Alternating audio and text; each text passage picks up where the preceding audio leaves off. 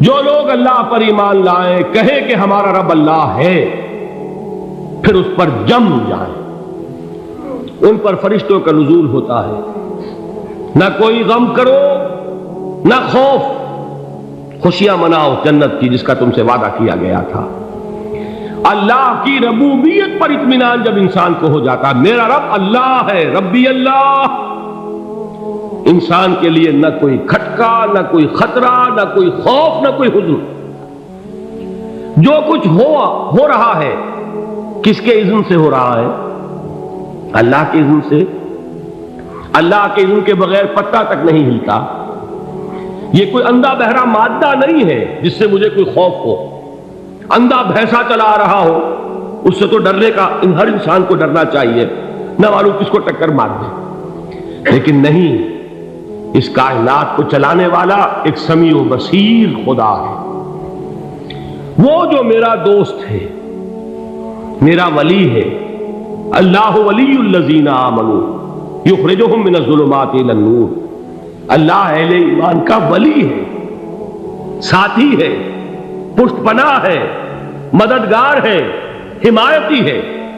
بتائیے جسے یقین ہو جائے کہ اللہ میرا مددگار، اللہ میرا محافظ، اللہ میرا پشت پناہ، اللہ میرا حمایتی، اس کے لیے کوئی خوف ہوگا؟ اس سے کوئی ڈر ہوگا؟ میں مثال دیا کرتا ہوں ایک بہت سادہ، پنجاب کے دیہات کی۔ تو بڑا چودھری ہے اور کوئی غریب کسان ہے۔ اس غریب کسان کے جانوروں کو ہر وقت اندیشہ ہوگا چوری کا، کوئی میری بھینس کھول کر نہ لے جائے، کوئی میرا بیل کھول کر نہ لے جائے۔ لیکن جس کے بارے میں یہ سب کو معلوم ہو کہ وہ جو بڑا چودھری ہے وہ اس کا دوست ہے، اس کی بچیا کو کوئی خوف ہوگا؟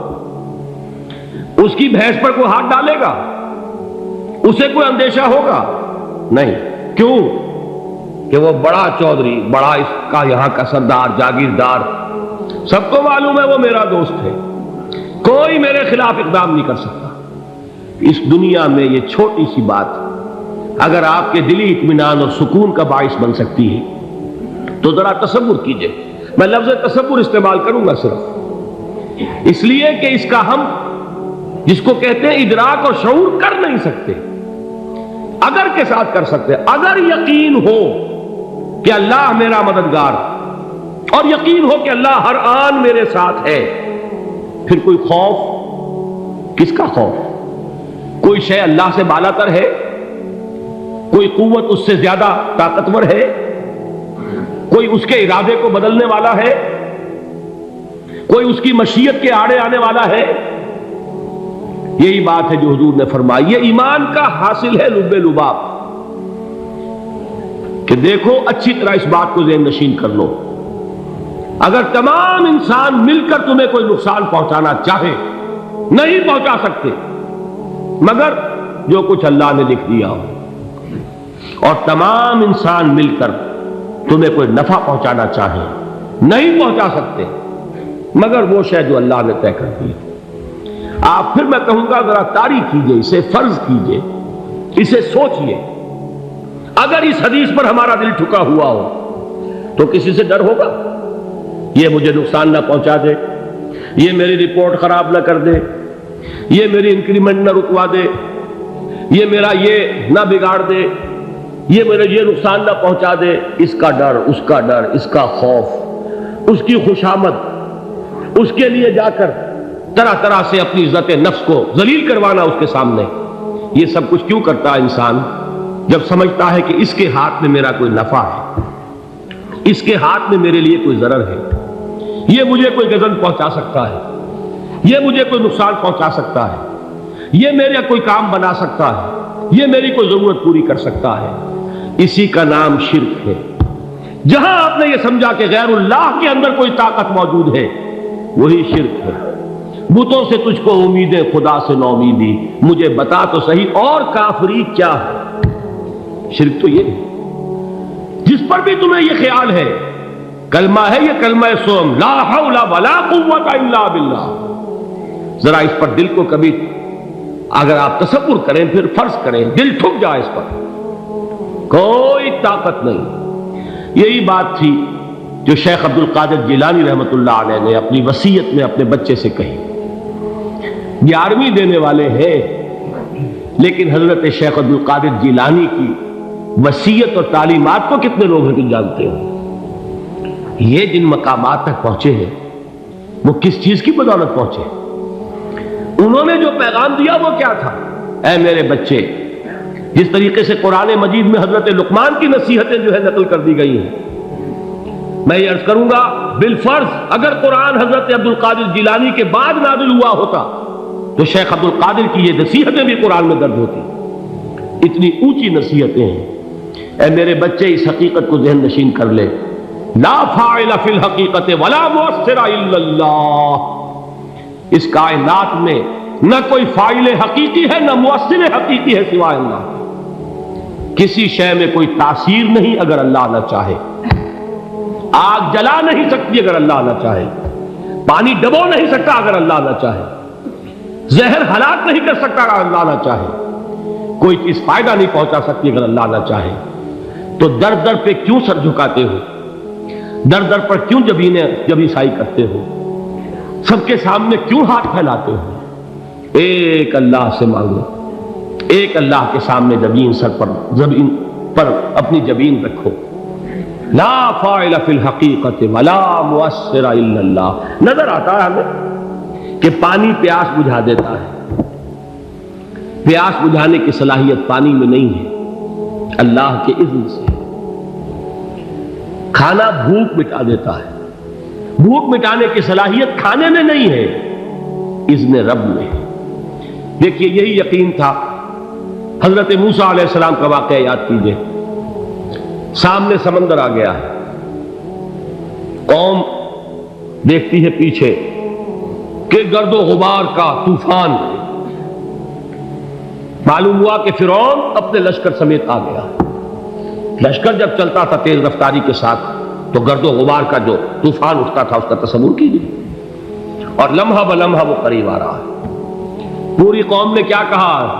اے موسیٰ انا لمدرکون، اے موسیٰ ہم کو پکڑے گئے. قرآن مجید نے تو یہاں وہ باتیں نہیں لکھی ہیں، لیکن تورات میں یہ درج ہے کہ بنی اسرائیل جھگڑنے لگے، دست و گریبان ہو گئے موسیٰ کے ساتھ. موسیٰ نے یہاں مروایا لا کر، اس سے تو ہم ہی بہتر تھے. وہاں کھانے کو ملتا تھا، زندگی تو تھی، بیگار ہم کر رہے تھے، موت تو نہیں تھی. اب جو کچھ ہوگا اس کا تصور کرو، جس طریقے سے ہمارے ٹکڑے اڑائے جائیں گے. تو لڑ رہے ہیں حضرت موسیٰ علیہ السلام سے. یہ تورات کی تفصیل ہے. قرآن میں صرف اتنا آیا ہے، پریشان ہو کر انہوں نے کہا انا لمدرکون، موسیٰ ہم کو پکڑے گئے. اس وقت موسیٰ کا جواب کیا ہے؟ کلا ان معی ربی سیہدین. نہیں، میرے ساتھ میرا رب ہے، وہ راستہ دے گا. بتائیے کہاں راستہ نظر آ رہا ہے؟ یہ ہے ایمان بالغیب. راستہ نظر نہ آئے تب اللہ پر یقین ایمان ہے. جیب میں پیسے ہوں اور تب دل کو اطمینان ہے تو ایمان کس پر ہوا؟ پیسے پر، اللہ پر نہیں. جب وسائل و ذرائع نہ ہو اور پھر یقین ہو کہ اللہ مسبب الاسباب ہے، وہ اسباب کا پابند نہیں ہے، وہ اسباب کا محتاج نہیں ہے، اسباب اس کے محتاج ہے. اگر یہ یقین ہے تو اللہ پر ایمان ہے. یہ نہیں ہے تو تمہارا ایمان اسباب پر ہے، وسائل پر ہے، ذرائع پر ہے، مادیات پر ہے، اللہ پر نہیں. اس وقت کہاں راستہ تھا؟ کوئی راستہ تھا؟ سمندر ہے اور ادھر سے لشکر آ گیا ہے. کلا ان معی ربی سیہدین. اب دیکھیے ایمان کہہ دینا آسان ہے، ہوا معکم اینما کنتم، جہاں کہیں بھی تم ہوتے ہو اللہ تمہارے ساتھ ہوتا ہے. لیکن اس کا یقین قائم ہو جائے تو زمین و آسمان کا فرق واقع ہو جائے. یہی بات ہوئی حضور کے ساتھ. غار ہے، چھپے ہوئے ہیں محمد رسول اللہ اور آپ کے وہ یار غار ابو بکر صدیق رضی اللہ تعالی عنہ. اقبال نے حضرت ابو بکر کی شان میں چند اشعار کہیں صرف، لیکن واقعہ یہ ہے کہ بھاری بھاری نظموں پر اور قصیدوں پر بھاری ہے. طویل ترین نظمیں اور قصیدے ہوں ان پر بھاری ہے. ہمتیں ابو بکر کی ہمت جو ہے کشت ملت را چو ابر، جیسے بارش سے کھیتی اپجتی ہے، ابو بکر کی ہمت اور عزیمت اس امت کو اسی طرح سینچنے والی ہے۔ ثانیے اسلام و غار و بدر و قبر، وہ دوسرے تھے اسلام میں، دوسرے پہلے کون تھے؟ انا اول المومنین، حضور فرماتے سب سے پہلا ایمان لانے والا میں، دوسرے ابو بکر۔ ویسے ہمارے ہاں یہ چلتا ہے اختلاف، حضرت علی پہلے ہیں کہ حضرت ابو بکر پہلے ہیں، لیکن اس میں بڑی خوبصورت تطبیق قائم کی ہے علماء نے، اور بہت صحیح ہے۔ چار کے بارے میں فیصلہ ہی مت کرو کہ کون پہلے، ان کی ایک عجیب تقسیم کر دی ہے۔ آزاد مردوں میں، بالغ مردوں میں سب سے پہلے ابو بکر، بچوں میں سب سے پہلے علی، خواتین میں سب سے پہلے خدیجہ، اور غلاموں میں سب سے پہلے زید بن حارثہ۔ بڑی پیاری تقسیم ہے، یہ چاروں ہی پہلے ہیں، ہر ایک کے لیے اولیت ہے۔ اور واقعہ یہ ہے کہ اگر زمانی اعتبار سے تعین ہوگا تو پہلے خدیجۃ الکبریٰ آئیں گی رضی اللہ تعالی عنہ، کسی اور سے بات کرنے کی نوبت بعد میں آ سکتی ہے، پہلے تو اہلیہ محترمہ سے بات ہوئی، آتے ہی پہلی وحی ہوئی ہے، ابھی تبلیغ کا حکم نہیں تھا، کس کو بتایا واقعہ؟ ابھی اپنی نبوت کی تبلیغ کا تو حکم ہی نہیں آیا، واقعہ کس کا ہے؟ وہ خدیجہ کا ہے۔ جب کہا ہے کہ خشیت علی نفسی، مجھے اپنی جان کا اندیشہ ہے، تو کیا جواب دیا خدیجہ نے رضی اللہ تعالی عنہا؟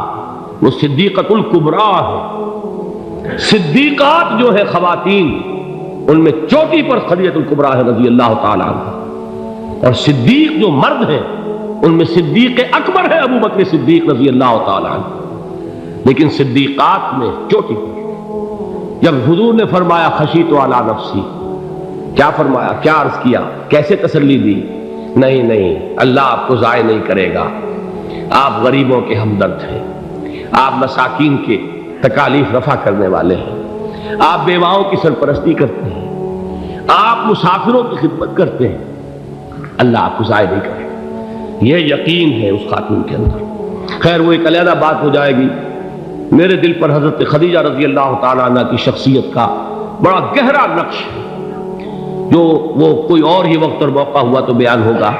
بہرحال اقبال نے ایک مصرے میں جو چار اولیتیں جمع کر دی ہیں، ہمت او کشت امت را چو ابر، ثانی اسلام و غار و بدر و قبر۔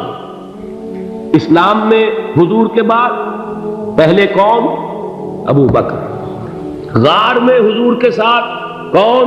ابو بکر، بدر کی رات اللہ کا رسول سر بسجود، وہ جھاڑ، وہ گھاس پھوس کی جو جھوپڑی بنائی گئی تھی، اور وہاں تلوار ننگی لے کر پہرا دینے والا کون؟ ابو بکر، اور اس حجرہ عائشہ میں محمد کے بعد سب سے پہلے دفن ہونے والا کون؟ ابو بکر رضی اللہ تعالی عنہ صلی اللہ علیہ وسلم۔ وہ جو معاملہ میں سنا رہا تھا غار ثور کا، حضرت ابو بکر بھی حضور کے خیال سے لرز گئے ہیں۔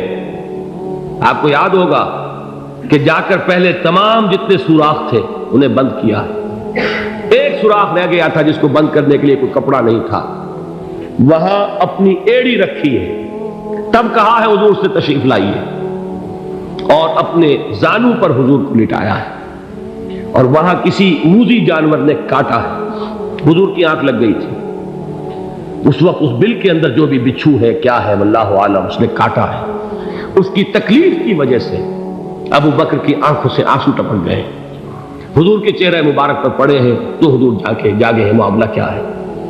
ایڑی نہیں ہٹائی وہاں سے، مبادا وہ جانور وہاں سے نکل کر محمد الرسول اللہ کو کوئی گزن پہنچا دے، ابو بکر کی ایڑی ہے، جس طرح چاہے کھا لے، ختم کر دے، جان نکل جائے تب کوئی آنچ آئے، محمد پر تو آئے، لیکن جیتے جی نہیں۔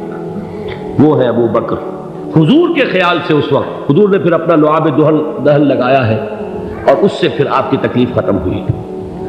جیسے خیبر میں حضرت علی کی آنکھ دکھ رہی تھی، اس کو جو شفا حاصل ہوئی ہے وہ بھی حضور کے لعاب دہن سے ہوئی۔ تو بہرحال اس وقت انہوں نے کہا ہے کہ اے نبی یا رسول اللہ، اگر اس وقت ان میں سے کسی نے غیر ارادی طور پر بھی اپنے قدموں کی طرف جھانک لیا تو پکڑے جائیں گے۔ کیا جواب تھا اللہ کے رسول کا؟ لا تحزن ان اللہ معنا، اللہ ہمارے ساتھ ہے، کیوں گھبراتے ہو ابو بکر؟ یہ ہے ایمان باللہ، میرا مالک اللہ، میرا رازق اللہ، میرا محافظ اللہ، میرا مددگار اللہ، میرا پشت پناہ اللہ، میرا دوست اللہ۔ یہ دوستی ہے اللہ کی جو لب لباب ہے، حاصل ہے ایمان کا، اسی کا نام ولایت ہے۔ اولیاء اللہ کے سروں پر سینگ نہیں ہوتے، جس کے دل میں ایمان راسخ ہو چکا ہو وہی اللہ کا ولی ہے، جسے اللہ پر یقین ہو چکا ہے وہی اللہ کا ولی ہے، جسے یقین ہے اللہ میرے ساتھ ہے، میرا مددگار، میرا پشت پناہ، میرا ساتھی، میرا دوست، میرا محبوب، میرا محب۔ اللہ اہل ایمان سے محبت کرتا ہے۔ واللہ یحب الصادقین، ان اللہ یحب الذین یقاتلون فی سبیلہ صفا کانہم بنیان مرصوص۔ اللہ محبت کرنے والا، اہل ایمان محبوب، اور اہل ایمان محبت کرنے والے اللہ محبوب۔ والذین آمنوا اشد حبا للہ۔ آپ تصور کیجئے جسے یہ رشتہ ایمان یا رشتہ ولایت حاصل ہو جائے، الا ان اولیاء اللہ لا خوف علیہم ولا هم یحزنون، آگاہ ہو جاؤ اللہ کے دوستوں کے لیے نہ کوئی خوف ہے نہ کوئی حزن ہے۔